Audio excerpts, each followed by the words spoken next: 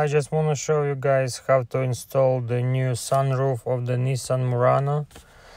So we have a new sunroof and there is 4 brackets, 2 brackets on each side, 1 here, 2nd here, and 2 from another side, and 2 screws on each bracket. So the 2 screws goes from outside of the car and 2 screws goes from inside of the car. So you don't have to remove the headliner. You just have to unscrew the screws.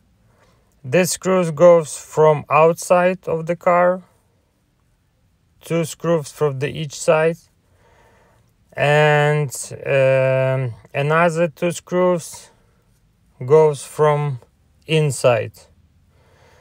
But it's very difficult to record the video and hold the phone, so I couldn't put the screw inside the hole as you see on the video. So I just want to show you. So this 2 screws goes from inside the car, 2 screws for each side, 2 here, and 2 goes from another side up here.